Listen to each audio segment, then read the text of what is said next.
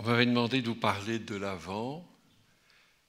Il faut savoir que traditionnellement, il y avait une prédication spéciale pour l'Avent, de même qu'il y a encore à Saint-Nicolas une prédication spéciale pour le Carême. Vous avez les dimanches de Carême avec les prédications de Carême, mais il faut savoir qu'autrefois, encore au XVIIe siècle, au XVIIIe siècle, XIXe, il y avait une prédication pour les 4 dimanches de l'Avent. C'est dire que l'Église souhaite que nous nous préparions attentivement, sérieusement à cette fête de Noël. L'Avent, vous le savez, comme ça s'écrit avec un E, ça vient de Adventus et ça signifie la venue du Sauveur. Ça n'est pas l'avant, A-N-T, et l'après, non, c'est bien la venue du Sauveur. Et ce que je pense utiliser comme thème, pour nous aider à vraiment nous préparer, c'est-à-dire à secouer notre torpeur et à faire en sorte que nous n'ayons pas un Avent tiède, incolore, inodore et sans saveur, c'est cette phrase que vous entendez à la fin de chaque messe, le prologue de Saint Jean. Il est venu parmi les siens et les siens ne l'ont pas reconnu et les siens ne l'ont pas reçu. C'est cela qu'il faut se dire. C'est ce qui s'est passé d'ailleurs physiquement et historiquement le soir de la Nativité. Il n'y avait pas de place pour lui. Il a fallu chercher cette grotte et cette mangeoire pour l'accueillir. Il est venu parmi les siens et les siens ne l'ont pas reçu. Ça s'est fait donc historiquement, ça s'est fait physiquement, il a été rejeté, mais plus grave encore, ça s'est fait spirituellement. Ils ne l'ont pas reconnu comme le Sauveur, ils n'en ont pas voulu et ils le crucifieront. Je veux dire que dans le monde où nous sommes, évidemment, nous ne sommes pas en Galilée, nous ne sommes pas il y a 2000 ans, mais nous sommes dans un monde où, si Jésus venait, est-ce qu'il serait reçu? Est-ce qu'il serait reconnu? La réponse est non. Non, parce qu'il suffit de voir ce que l'on a fait de la fête de Noël. À quoi se prépare-t-on actuellement? Vous voulez vous préparer spirituellement à Noël. Les gens, en dehors de ces murs, en face, à côté, qu'est-ce qu'ils font? Ils se préparent à une grande fête de la consommation, de la bouffe. Selon les 3 F, comme j'aime à synthétiser, je vous dirai de quoi il s'agit. Il y a, par exemple, on a même aujourd'hui des calendriers de l'Avent. Ce n'est pas pour faire le décompte des jours qui nous séparent de cette illumination qui va éclairer nos nuits intérieures et qui est la fête de la Nativité. Ce n'est pas du tout ça. C'est dans chaque petite case une friandise, un parfum, de la consommation. C'est comme ça qu'on se prépare aujourd'hui à la fête de Noël. Et donc on peut dire, c'est vrai que s'il vient, il n'est pas reçu. Vous allez dire, oui, mais ça c'est les gens du monde, mais nous sommes catholiques, nous sommes pratiquants, et nous sommes attachés à la tradition. Est-ce que nous sommes pour autant indemnes? Est-ce que nous nous préparons vraiment à la fête de la Nativité comme il convient? Je pense que là aussi, la réponse est malheureusement non. Nous ne nous préparons pas bien, pas assez, pas suffisamment, pas intensément, pas avec la ferveur que cette fête requiert. J'en veux pour preuve alors la grande figure qui domine cette période de l'Avent. Et c'est Saint Jean-Baptiste. Saint Jean-Baptiste, c'est celui qui se présente comme une voix qui crie dans le désert. Physiquement, il est assez rebutant. Il a les cheveux en bataille, la barbe en broussailles. Il est recouvert de poils de chameau. Il se nourrit de sauterelles et de miel sauvage. S'il était là ce soir parmi vous, lui le précurseur, celui qui dit pourtant « Voici l'agneau de Dieu, celui qui enlève le péché du monde », je ne suis pas certain que nous le reconnaissions et que nous le recevions. Pourquoi ? Parce qu'il est aux antipodes de ce que nous voyons dans le monde d'aujourd'hui. Le monde d'aujourd'hui, qu'est-ce que c'est ? Je vous disais tout à l'heure les 3 F. Il faut que je vous dise qu'est-ce que je mets derrière les 3 F. C'est ce à quoi tout le monde aspire aujourd'hui. Le fric, les fringues et la frime. Lui, il a un vêtement de poils de chameau, c'est l'anti-fringue. Il se nourrit de sauterelles et de miel sauvage. C'est l'anti-fric. Et il crie dans le désert. C'est l'anti-frime. Est-ce que nous sommes disposés à le recevoir, à l'accueillir ? C'est pour ça que nous avons besoin de nous préparer réellement. Et c'est pour ça que l'Église nous donne à méditer 4 évangiles. Et ces évangiles de l'Avent, qui nous présentent la figure de Saint Jean-Baptiste, ces 4 évangiles sont là pour, justement, nous secouer. Ils sont là pour nous obliger à sortir de notre torpeur spirituelle et nous préparer vraiment. Jésus se mit à dire aux foules au sujet de Jean. C'était l'évangile de dimanche dernier. Vous ne l'avez pas entendu parce qu'il y a eu l'Immaculée Conception. Mais vous l'avez peut-être lu, on ne sait pas. Qu'êtes-vous allé voir au désert ? Un roseau agité par le vent ? Qu'êtes-vous donc allé voir ? Un homme vêtu d'habits somptueux ? Mais ceux qui portent des habits somptueux se trouvent dans les demeures des rois. Mais qu'êtes-vous allé voir ? Voir un prophète ? Oui, je vous dis, et plus qu'un prophète. C'est celui dont il est écrit « Voici que j'envoie mon messager en avant de vous pour vous préparer la voie devant vous. » Donc on ne peut pas se préparer à la fête de la Nativité sans recevoir l'enseignement de Saint Jean-Baptiste. Déjà, son enseignement en acte, par l'exemple. Cet exemple, encore une fois, nous fait un peu peur. Nous qui sommes tellement attachés à notre confort, à notre bien-être. Entendre quelqu'un dire, bien sûr, il faut faire pénitence, mais surtout le voir faire pénitence. Le voir avec son vêtement, avec sa nourriture. Et puis, il y a ce témoignage que notre Seigneur rend à Saint Jean-Baptiste à son sujet. Il dit, bien sûr, qu'il est le précurseur, mais il dit surtout ce qu'il n'est pas et que nous sommes, peut-être. Qu'est-ce qu'il dit ?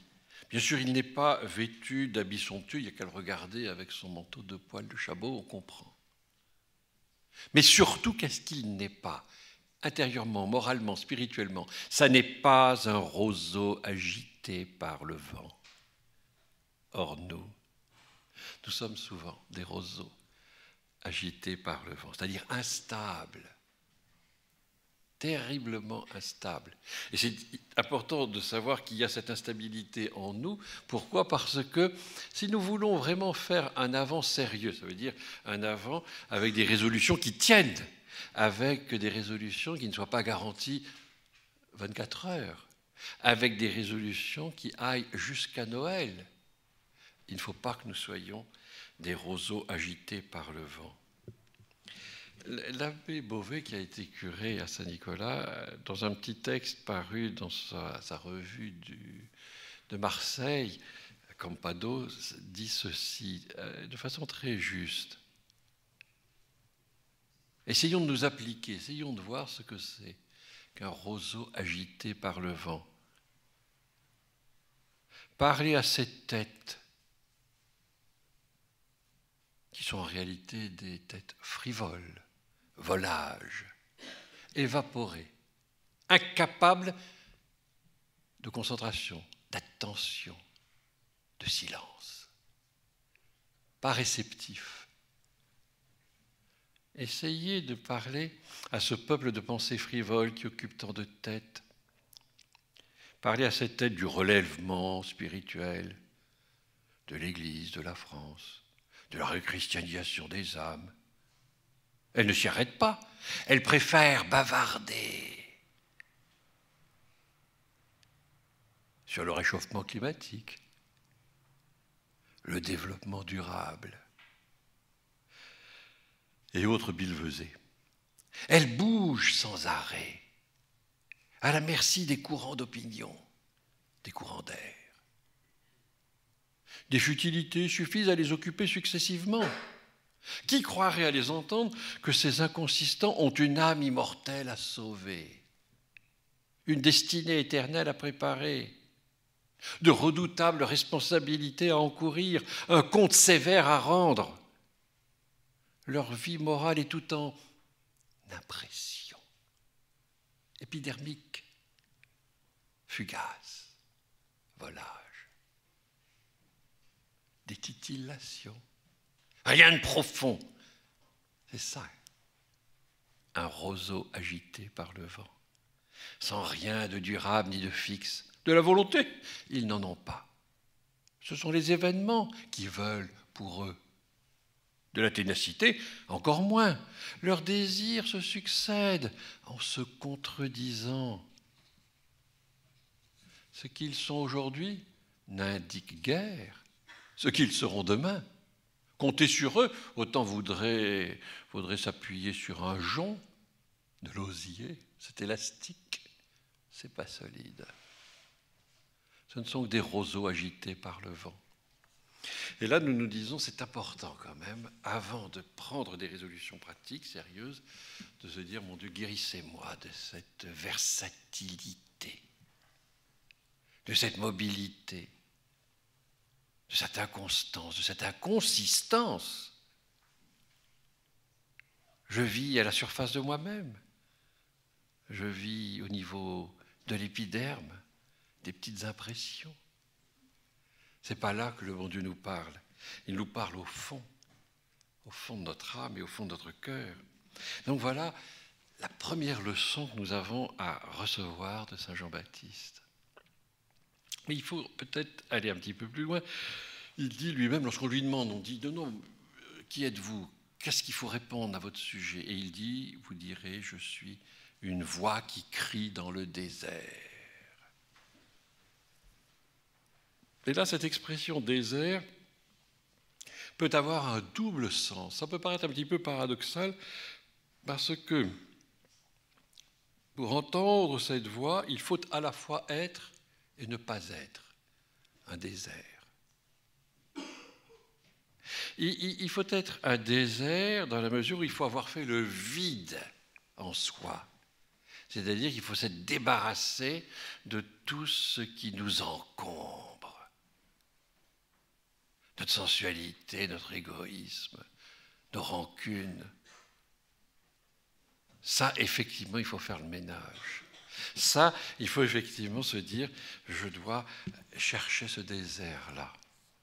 Mais en même temps, il ne faut pas que je sois un désert, c'est-à-dire que je sois rempli du monde, parce que le monde, lui, désertifie tout. Il rend aride tout. Il dessèche tout. Le fric, les fringues, la frime dessèchent tout. Les âmes deviennent stériles, arides. En surface, elles peuvent donner le change. Elles peuvent peut-être faire impression. Avec un bon fond de teint, on arrive à pas mal de choses. Mais si on gratte, il n'y a pas grand-chose. Il n'y a plus grand-chose. Peut-être qu'en prenant cette image, Je fais peur parce qu'on peut dire, mais alors, il est misogyne. Il vise le public féminin. Rassurez-vous.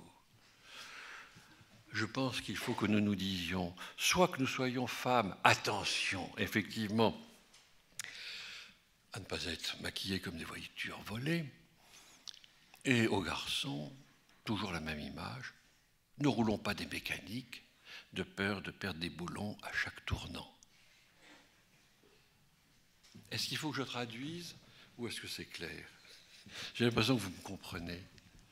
Non, nous sommes dans une phase d'examen de conscience, nous sommes dans l'humilité, nous ne sommes pas là pour justement ni rouler des mécaniques, ni pour nous farder.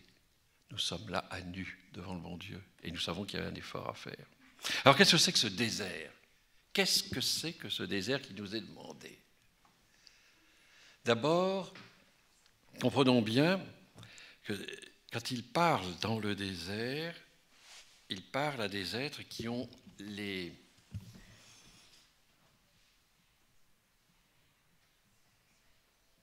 fleurs.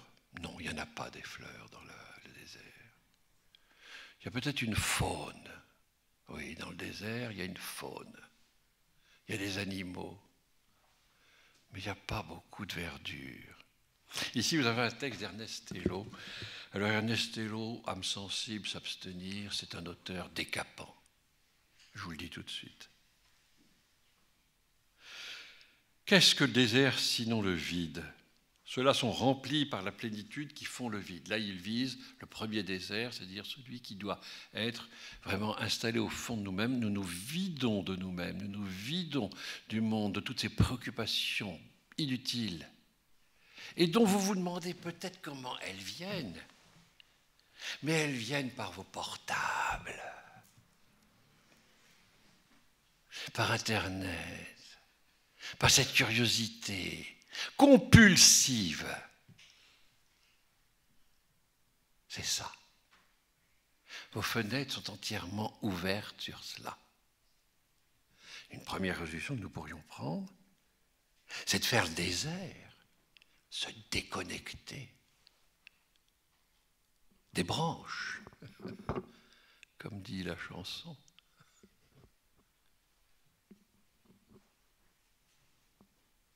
Prouve que tu existes. Je ne suis pas certain que nous le fassions. Et là, pourtant, celle qui dit ça n'a rien de Saint Jean-Baptiste. Qu'est-ce que le désert, disait donc Ernest Hello? Ceux-là sont remplis par la plénitude qui font le vide en eux et qui deviennent eux-mêmes des déserts. Mais il y a aussi, alors ça c'est le désert intérieur, et puis il y a l'autre. Il y a celui dont je vous parlais, c'est le désert que nous intériorisons, celui qui nous peuple d'une faune particulière. Qu'est-ce qu'il y a dans ce désert? Allez, rentrons dans les détails. Dans ce désert, il y avait des bêtes sauvages. Et qu'est-ce que ça signifie moralement? Ce sont les passions qui peuplent le fond de notre nature et y errent en liberté, tant que la grâce du Christ ne les a pas assagis, enchaînés, domptés. Oui, il y a en nous ce type de bête. Les passions mauvaises sont en nous, ce que nous avons de commun avec les animaux. Cette image, elle est utilisée, alors je vous parlais de la prédication du XVIIe siècle, j'en parlerai lundi prochain à l'Institut Saint-Pédis, elle est utilisée par les grands prédicateurs comme Bossuet. Vous avez dans un petit texte remarquable, que vous pourriez d'ailleurs transformer en lecture spirituelle, parce que se priver du portable, c'est bien, ouvrir son missel, c'est mieux. Et vous voyez, je ne suis pas contre le progrès, puisque j'utilise une tablette où j'ai tout Bossuet. Je vous donnerai, si vous voulez, le fichier. Ça vous changera de ce qui est habituellement.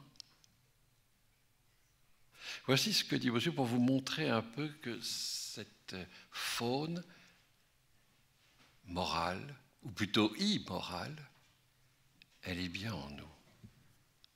Travaillons à rétablir en nous-mêmes, dit-il, c'est dans les évaluations sur les mystères, lorsqu'il commente cette phrase, nous avons été créés à l'image, à la ressemblance de Dieu, et nous devons dominer la nature. Dominer, ne pas être dominé par nos passions.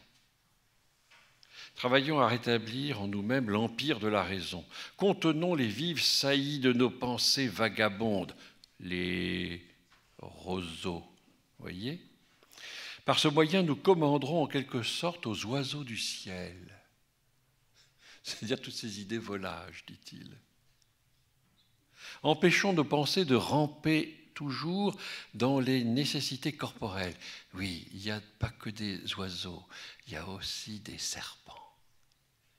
Et le serpent, sa caractéristique, c'est d'être sinueux, tordu.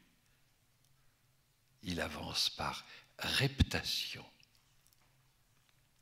Comme font les reptiles sur la terre. Par ce moyen, nous dominerons ces bas sentiments et nous en corrigerons la bassesse. Cela s'y laisse dominer qui toujours occupé. Écoutez, est-ce que ça n'est pas actuel? Ce que dit Bossuet au XVIIe siècle et ce que nous entendons ici un soir de 2024. Écoutez, cela s'y laisse dominer, qui toujours occupés de leur santé, de leur vie mortelle et des besoins de leur corps, sont plongés dans la chair et dans le sang, et se remuent sur la terre à la manière des reptiles. C'est-à-dire qu'ils n'ont aucun mouvement que ceux qui sont terrestres et sensuels. Et dit toujours Bossuet, ce sera dompter des lions que d'assujettir notre impétueuse colère. Nous dominerons des animaux venimeux quand nous saurons réprimer les haines, les jalousies, les médisances. Nous mettrons le frein à la bouche d'un cheval fou, fougueux, quand nous réprimerons en nous les plaisirs. Quelle nécessité de pousser plus loin la similitude, de fait. Ça n'est pas nécessaire. Nous comprenons effectivement qu'il y a dans ce désert spirituel, cette étrange, comment on pourrait l'appeler, cette ménagerie ambulante, ce zoo intime, ce bestiaire personnel.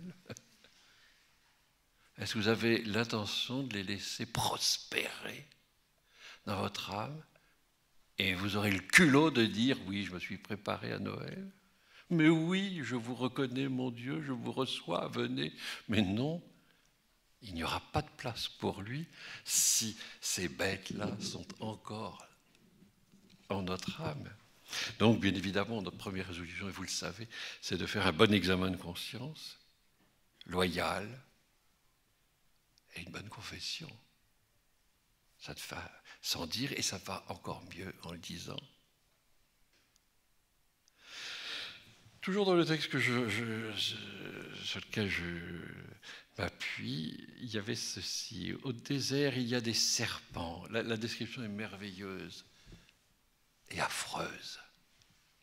Tantôt allongés sur le sable brûlant, tantôt rampant dans les broussailles sèches et les pierrailles.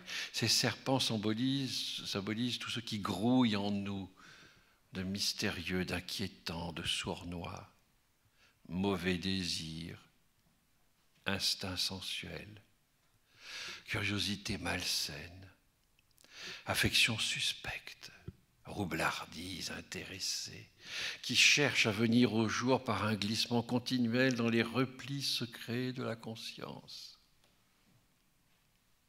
Et alors ces serpents prennent la parole et nous dictent leur volonté.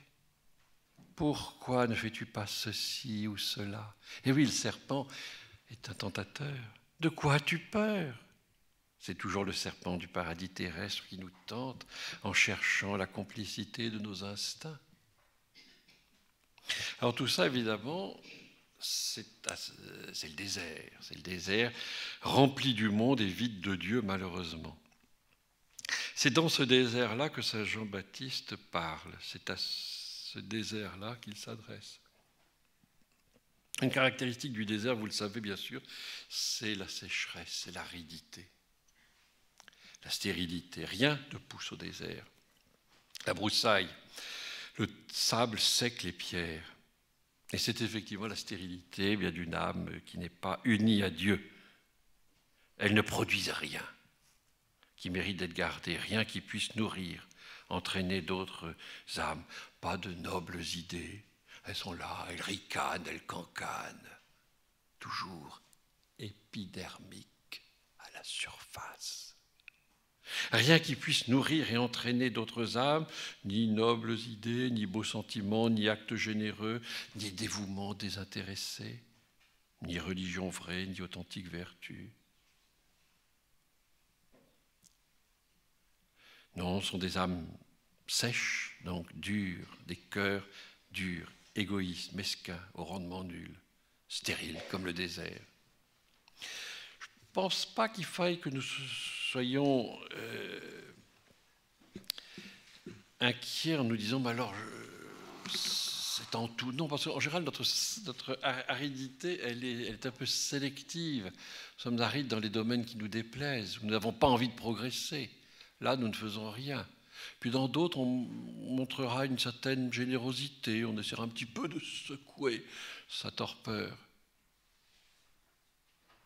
Et ce n'est pas cela, la vie spirituelle. C'est arriver justement à faire en sorte que, ayant fait le vide du monde en nous, avec ses égoïsmes, ses sensualités, ses rancunes, ses plis et ses replis, ses coins et ses recoins dans notre cœur, si nous avons fait le vide, à ce moment-là, nous accueillons vraiment la lumière.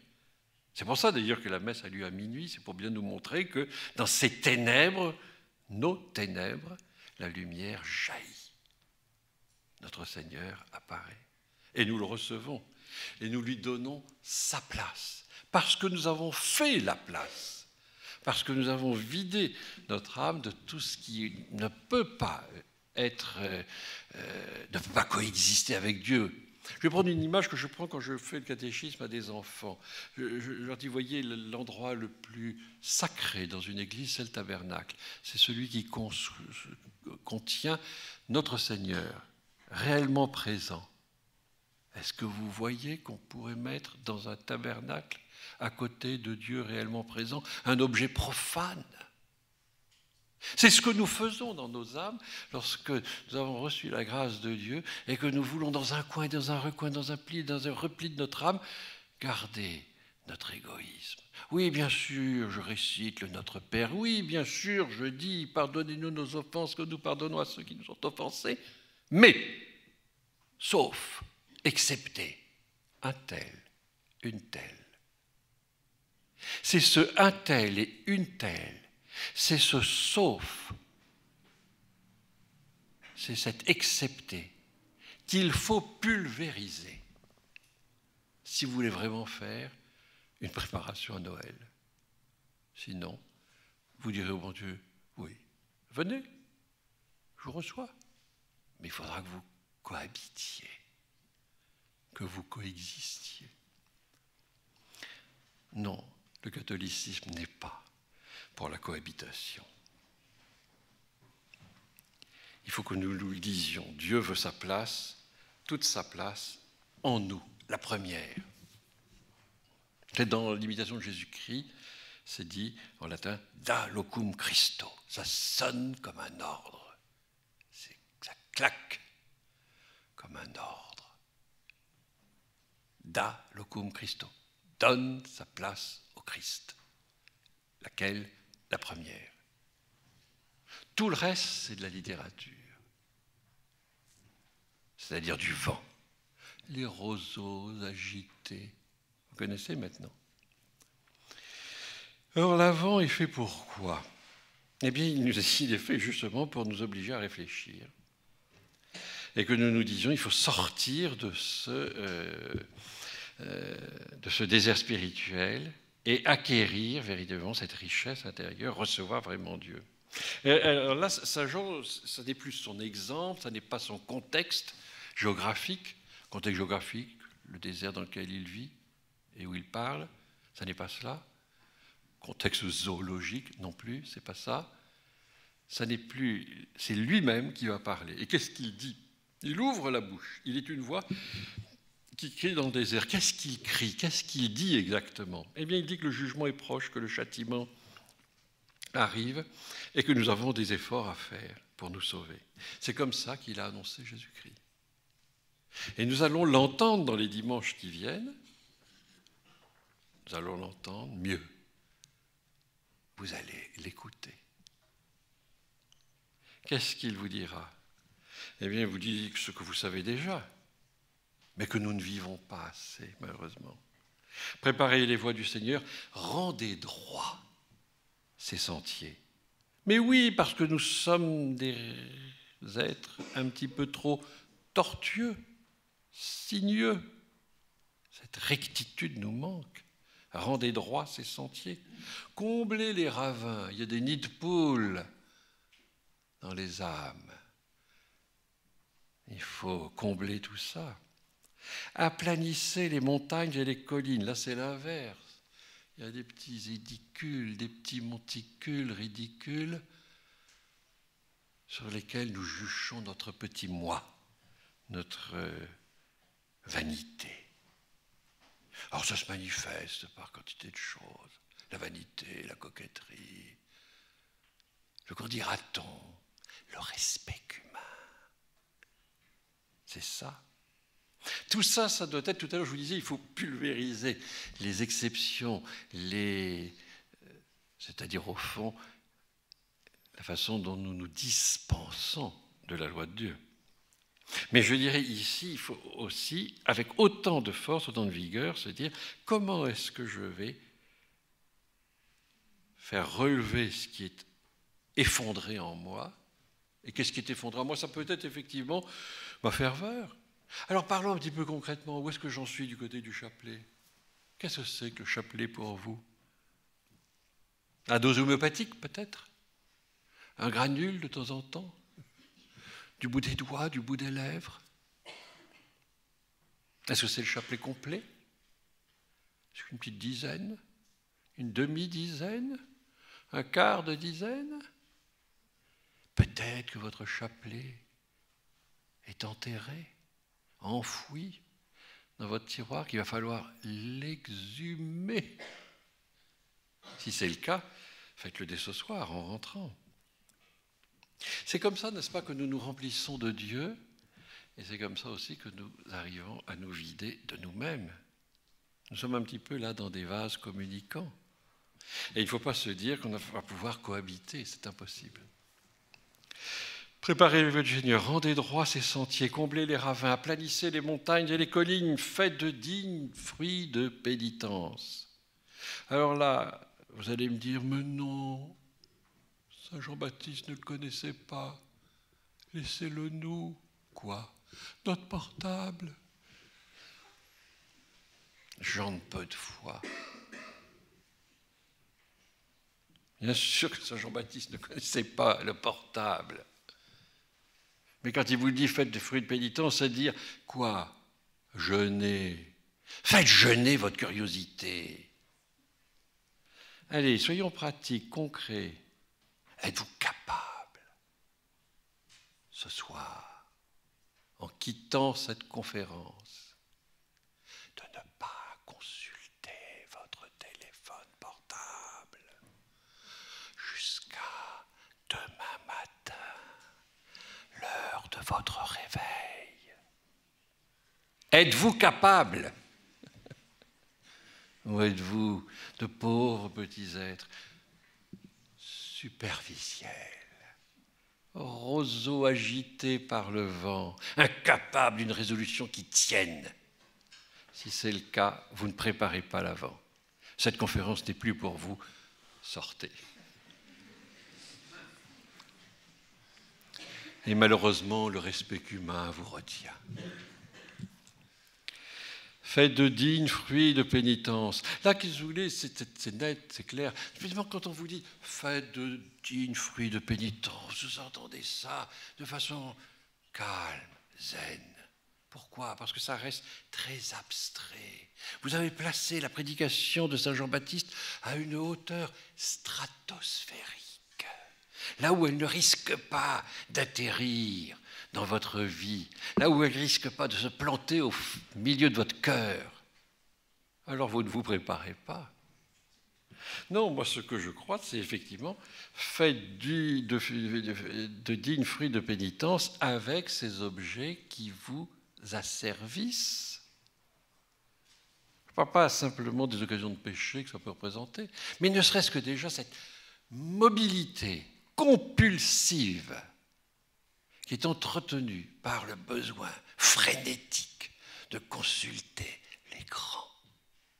Essayez de voir. On verra si vous êtes des hommes et des femmes.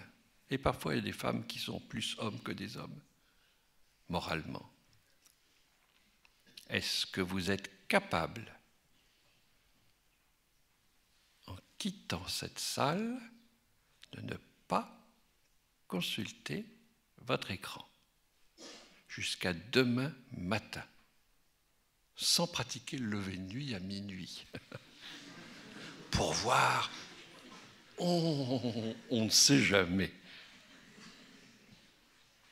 Alors, Saint Jean-Baptiste vous secoue. Le royaume de Dieu est proche. Et c'est vrai, il s'approche. Il vient, Emmanuel, Dieu parmi nous, il arrive. Est-ce que nous allons le recevoir? Oui, théoriquement, bien sûr, on va le recevoir, bien sûr. Mais ce n'est pas théoriquement qui nous intéresse, c'est pratiquement, c'est concrètement, c'est quotidiennement, c'est personnellement. Est-ce que vous le recevez? Tout arbre qui ne porte pas de bons fruits sera arraché. Et puis, il nous le dit, il nous rassure, il nous encourage. Voici l'agneau de Dieu, voici celui qui efface les péchés du monde. Est-ce que nous le croyons? Est-ce que nous le vivons? C'est cela. Donc,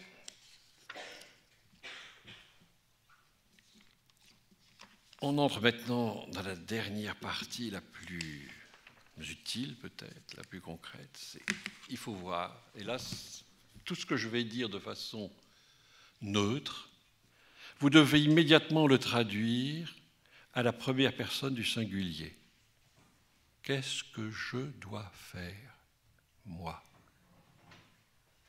Vous ne préparez pas l'avant, vous préparez votre avant. Vous ne disposez pas l'âme, vous disposez votre âme. Vous ne videz pas le cœur, vous videz votre cœur de tout ce qui doit être expulsé. Et vous recevez dans votre cœur tout ce qui doit être recueilli. Tout le reste, le roseau, agité par le vent, du vent. Enfin, Saint Jean-Baptiste annonce le programme d'efforts à réaliser au plus vite. Ça tient en 3 mots. Rectifier, combler, niveler. Rectifier les écarts. Là, chacun de nous doit se dire à quel point précis par rapport au commandement, par rapport à la loi de Dieu, je suis décalé, écarté, pas dans la rectitude, pas dans la droiture. Et là, il ne s'agit pas de rester dans le flou, plus ou moins poétique. Il faut être dans le précis, pratique. Où est-ce que je m'écarte? Je vous donne quelques minutes pour que vous puissiez méditer. Non, je ne demande pas de confession publique. Pas encore. Mais si nous voulons que ça soit utile, nous devrions pouvoir remplir là les pointillés. Mais bien sûr qu'il y a des écarts. Est-ce que c'est justement le manque de charité?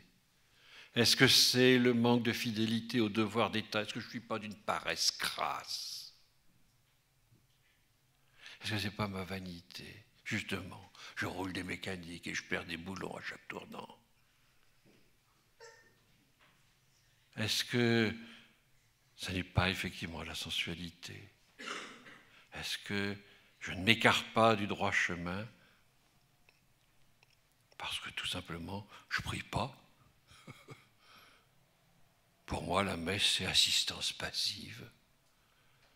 J'attends que ça se passe, comme cette conférence.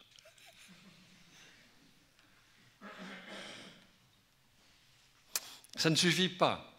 Il faut maintenant combler. Il y a des trous. Il y a des trous dans la raquette, ça se voit. Eh oui, ça se voit. Il faut ajouter ce qui manque. Qu'est-ce qui manque? Évidemment, si je fais mon petit bonhomme de chemin, je suis vite content, vite satisfait de moi, tout va bien comme ça. En général, je me compare toujours à quelqu'un qui est moins bien. Je me dis, oh, mais je fais beaucoup mieux que lui, ça va bien. Mais si nous nous comparions au saint, nous dirions, mais je suis très, très, très en deçà de ce que je devrais faire. Vous savez comment font les gens pour se rassurer? Se rassurer, ça veut dire, sur le plan spirituel, se chloroformer, s'anesthésier spirituellement, s'interdire tout progrès. Alors, ils regardent les gens. Et effectivement, si vous pouvez, vous regardez des gens qui n'ont ni foi ni loi, et ça vous rassure. Ah bah ouais, ils ne vont pas à la messe, moi j'y vais. Je dors peut-être, mais j'y vais quand même. Ouais, mais si nous regardons Saint Louis, qui assistait à plusieurs messes par jour. Ah ben, oui, c'est sûr, ça, c'est pas tout à fait moi. Non, il ne faut pas regarder en bas, il faut regarder en haut. Et c'est là, justement, qu'il faut se dire, mais quelles sont mes sources d'alimentation? À quoi je m'abreuve exactement? Si c'est effectivement le monde, si c'est uniquement les petits cancans, les petits ragots qu'il y a sur Internet, mais c'est évident que ma vie spirituelle s'approchera de l'électroencéphalogramme plat. Je ne vivrai pas, je vais peut-être vivoter, survivre, mais je ne vivrai pas intensément, pas pleinement. Or, la prédication de Saint Jean-Baptiste est là pour nous aider à vivre intensément. Et non pas à survivre et à vivoter encore moins. Qu'est-ce que je prends comme alimentation? Les gens sont très, très, très, très vigilants quand il s'agit de diététique. Ah non, ça j'aime pas, ça je peux. Nutella, oui, c'est vrai. Épinards, non, c'est pas possible. J'ai un régime très strict. C'est un régime très strict dicté par votre caprice. Et sur le plan spirituel, est-ce que vous avez un régime? Est-ce que vous choisissez ce qu'il y a de meilleur? Non, allez regarder ce qu'il y a sur l'ordinateur. Jeter, reluquer. Vous rincez l'œil. C'est pas ça, l'alimentation d'une âme rachetée par Dieu. Dieu n'est pas venu, Emmanuel, parmi nous pour ça. Alors, qu'est-ce qu'il faut faire? Il faut se demander, mais oui, changeons un petit peu d'alimentation. Alors là, je vais vous proposer quelque chose de très simple. Vous avez déconnecté. Vous voulez prouver que vous existez, paraît-il. Chiche. Vous remplacez votre portable. Il faut que je fasse des trucs un peu concrets, parce que vous êtes des visuels, ça se voit. Vous remplacez ça par ça. D'abord, c'est d'un format un petit peu plus intéressant. L'écran est plus grand. C'est moins cher. Avec ça, vous pensez que vous êtes connecté, vous êtes plutôt déconnectant, si vous voyez ce que je veux dire. Enlevez le T. Et là, vous êtes connecté vraiment. Mais là, vous êtes connecté en haut. Qu'est-ce que c'est ça? Ça s'appelle de l'Avent à l'Épiphanie. Bon, déjà, contentons-nous de l'Avent. Au jour le jour, par l'abbé Troadec. Le prix, à peine, un paquet de cigarettes. Mais d'un côté, c'est fumant ou fumeux, et là, c'est fameux. Vous ouvrez, allez, je prends un petit exemple. Vous ouvrez chaque jour, au lieu de lire, de reluquer, de zioter, de vous rincer l'œil, vous lisez cela. Et vous allez vous dire, mais c'est incomparable. Je ne peux pas quand même... Allez, je vais traduire dans votre langage. Vous allez, au bout de 2 minutes, dire, il n'y a pas photo. Évidemment, c'est meilleur. Je vous lis ce passage pour vous montrer que ça nous concerne et que c'est exactement ce que nous venons de dire. Ici, si vous voulez, c'est le Saint Jean-Baptiste portatif, celui dont vous avez besoin. Ça rentre même dans un sac de femme. Vous pouvez le transporter et il vous transportera, et ça, c'est ce qui compte. Il y a par exemple... Ah oui, c'est amusant, je n'avais pas fait exprès, mais je vois... Alors, on est aujourd'hui mercredi de la 2e semaine. Il y a un texte de méditation, et ça, c'est tiré effectivement de l'Évangile. C'est ce que Jésus répond aux disciples de Saint Jean-Baptiste. Après, il y a des petites prières très courtes, intenses. C'est des petits comprimés effervescents, si vous voyez ce que je veux dire. Vous avez des phrases, par exemple, cette pensée très belle de sœur Élisabeth de la Trinité. Alors là, on est évidemment au-dessus des miasmes de ça. Vivons avec Dieu comme avec un ami. Rendons notre foi vivante pour communier à lui à travers tout. C'est ce qui fait les saints. Communier à lui à travers tout. Même dans les épreuves. Surtout dans les épreuves, dans les moments difficiles. Comment est-ce que ça se traduit? Je vous dis, c'est un petit comprimé effervescent. Communier, être uni à Dieu à travers tout, malgré tout. Comment est-ce que ça se traduit en effervescent? Concrètement, ça veut dire que votre vocabulaire change. C'est fini. Vous ne dites plus zut, même en 5 lettres. Vous dites fiat. 4 lettres en latin, plus élégant et plus intéressant. Conforme à un baptisé. Vous comprenez? Vous bannissez ces révoltes sourdes, ces petits moments de médiocrité, rentrés, renfrognés. Et vous dites fiat, épanoui, vous ouvrez votre sourire le plus beau. Et puis alors il y a des résolutions pratiques. Ah tiens, c'est amusant. Page 37, je n'ai pas fait exprès, vous vérifierez par vous-même, hein, précipité pour lâcher. Il y a résolution 1, bon, réciter le credo, très bien. 2e, pratiquer la modestie du regard. 3, couper son téléphone portable dans la soirée. Vous ne me croyez pas? Tollez, être léger. Prenez et lisez. Et vous en avez d'autres comme ça qui sont très très beaux. Donc ça, si vous voulez, vous avez saisi. Moi, je vous conseille de faire cela. Ça va vous accompagner, ça va vous guider. Bien évidemment, on a besoin d'être encouragé. C'est évident qu'on ne peut pas faire tout seul. Alors, ce petit livre peut vous aider prodigieusement.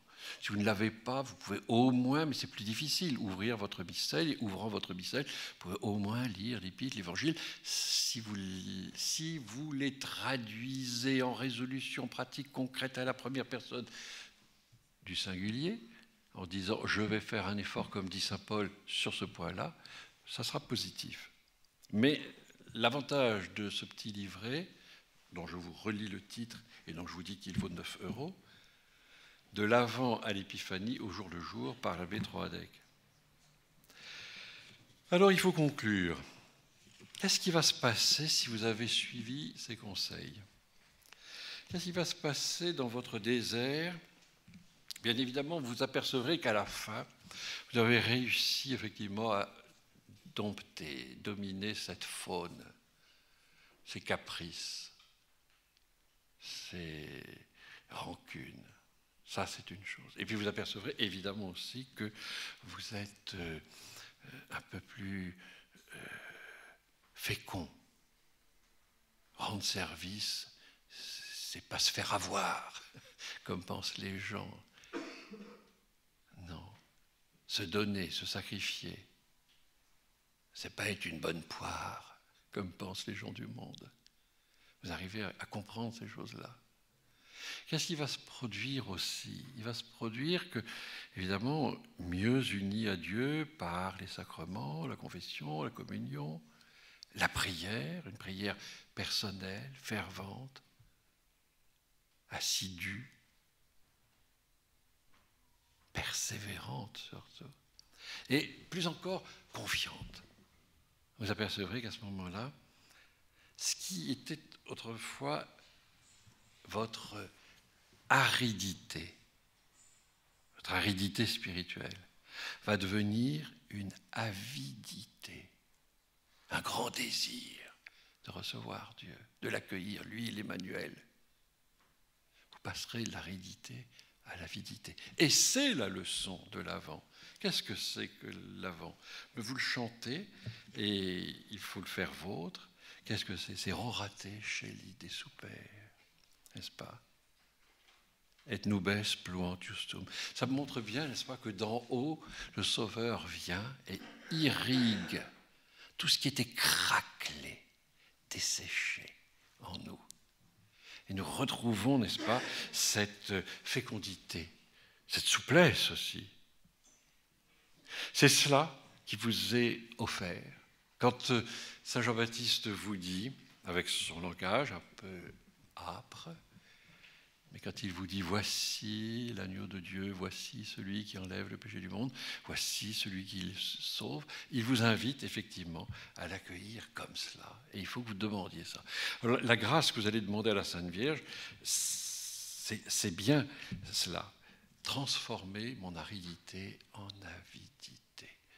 Je ne veux pas être de ces anorexiques spirituels qui n'ont jamais faim de Dieu, jamais soif d'idéal, anorexique, blasé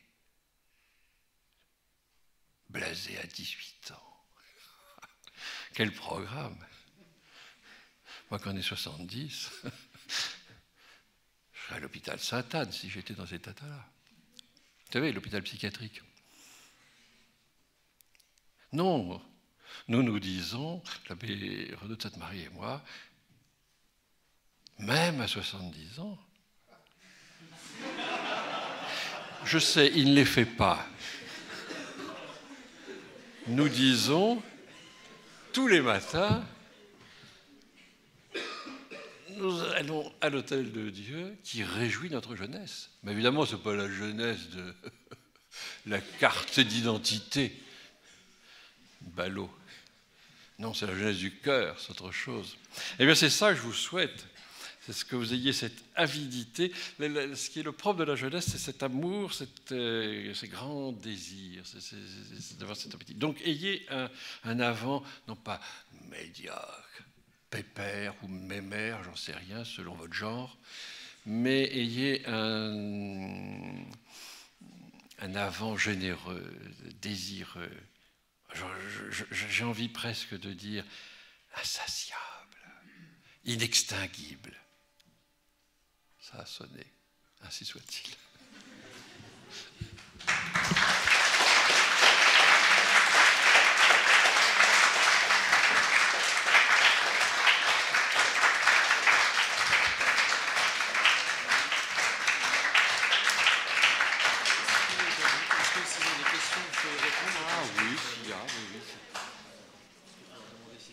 Voilà. Avez-vous des questions? Vous voulez peut-être prendre des résolutions pour votre voisin, votre voisine? Vous voudriez que je vous dise si ça serait bien pour lui, pour elle? Non, je ne le ferai pas. Mais Henri va vous donner, vous avez été très sage, va vous donner les revues. Oui, qu'est-ce que je vous ai apporté comme cadeau? Non, je ne vous ai pas apporté un calendrier de l'Avent. Quoique, ce qu'il va vous distribuer, ça fait 24 pages. Comme une page avant Noël. Non, à vrai dire, je vous ai apporté ce que je fais, la seule chose que je sais faire. Je fais une revue, 2 revues.